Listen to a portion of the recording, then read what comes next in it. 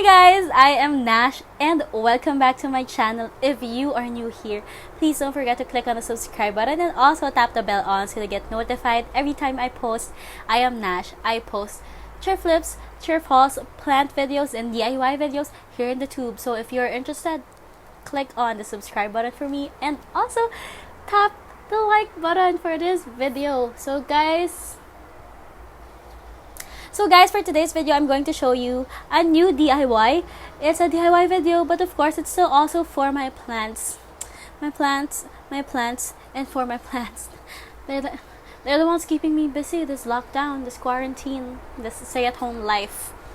So, I made 2 plant stands for less than 500 pesos. Lahat na yon ng materials. So guys, if you're interested to see how I made the plant stands, then let's get into the video. Bye! Speak to me kindly. I'm the type of girl you call wifey. So guys, let's talk about first the materials needed. So, gagawa tayo ng plant stand. So, kailangan natin ng lagare, ng tornilyo, ng materials na kahoy, ng sandpaper, ng tali, ng hooks, at ng drill. Kung walang drill, then pukpuk nation tayo.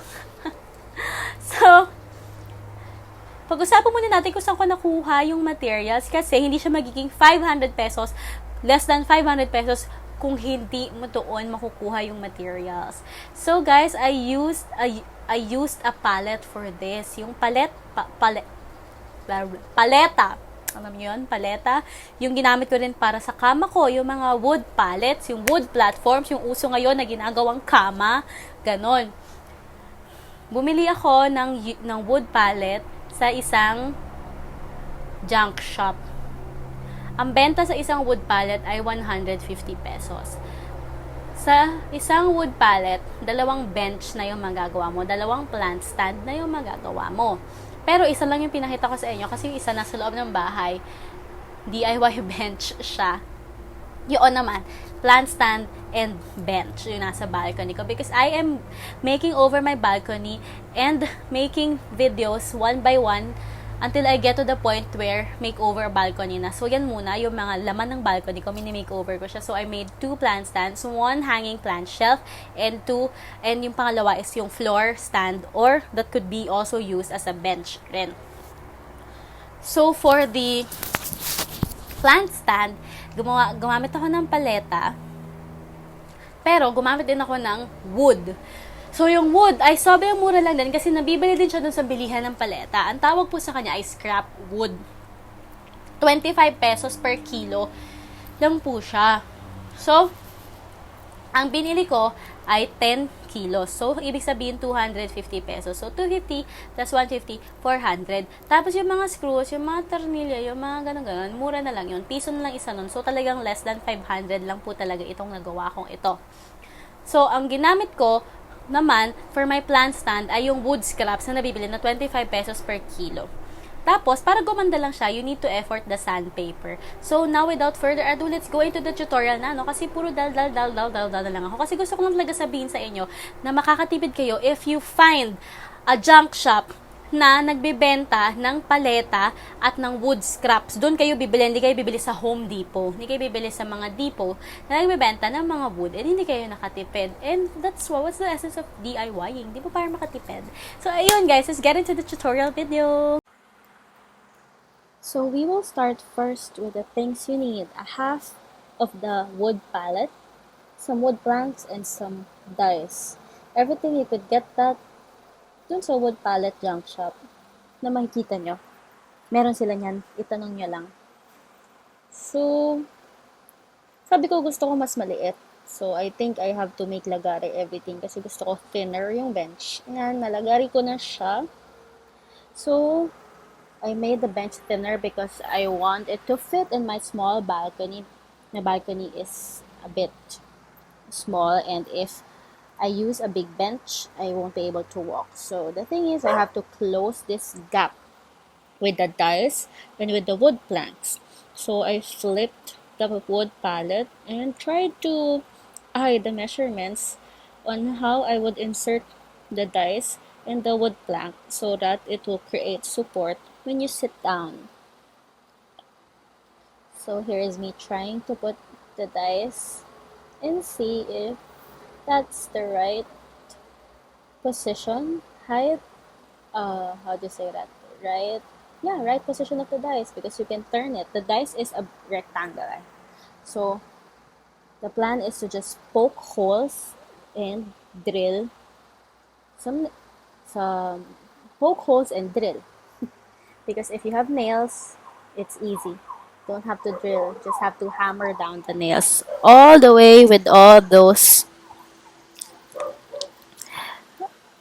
wood flats. So now I'm trying to plan how am I going to drill it one by one because it's hard not if you don't have a wood clamp. I don't have a wood clamp. So I'm trying to figure out how to drill. So I'll drill there at the side, drill at the bottom, drill at the top part so that every wooden piece will be intact. So here is the difference of the screws that I'm gonna use. The long ones are to make it secure to the dice and the short ones are for those wood plats. Every wood plat needs to be screwed. And I also flipped it and screwed everything. Everything you can see. Screw it. Now these are some planks. Sorry for my dog. Some wood planks for the stand. So now I have to attach the legs. These are the legs, two planks, and we're going to make triangles out of it and attach it to all four sides. That's how it can be super intact to the sides because if you only use one plank for the legs, you won't be able to sit on them. It's just going to be a stand, not a bench. So this is me trying my best to attach it. And voila, after four legs, it can stand. Don't mind the rough edges. We're going to sand it, but sanding is completely optional. For the next handstand, plan where you want to drill your wall. So here I drilled 2 holes and attach a macrame string. Long macrame string to have room for errors. So for the wood, you have to have 4 or 3 layers of wood. So I made this wood from the wood planks also. Drilled holes to the side so that I could insert the holes there. And sand it also because I think I want it to look smooth. It's a display shelf. I made 5 but eventually used only 3. I smoothed the ones I really want using this electric sander. And that are the ones I'm going to use for the first and second layer. Wow, it's so noisy here at my place. I'm sorry guys. So I have 3 perfect wood planks and first is just to insert the holes and tie a knot. Very easy. The thing is you have to have a leveler for it, or if you don't care on how you want it to look and sway like, it's up to you. So here are the 4 layers with knots in the finished product where you could put your cactus, your baskets, your plants. You can fill it. It can support the weight. Here is the plant stand.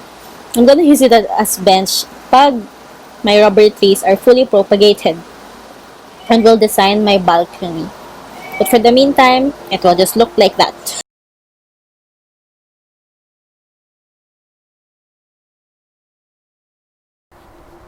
So guys, thank you guys for watching. I hope you enjoy my Nash the Builder episode na ako ay naging karpintero na hardinero, karpintero, mananahe, lahat na pasok ko na ang sideline pero hindi pa rin ako sumisikat sa YouTube. Bakit?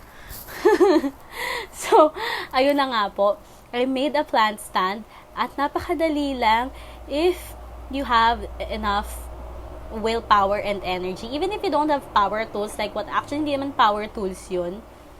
It's just a saw at saka drill na pwedeng wala. Pwedeng wala kasi pwedeng pako lang at isang ganun mo lang talaga sa martilyo. Actually, alam mo na-realize ko, pinahirapan ko yung sarili ko sa drill na yun eh.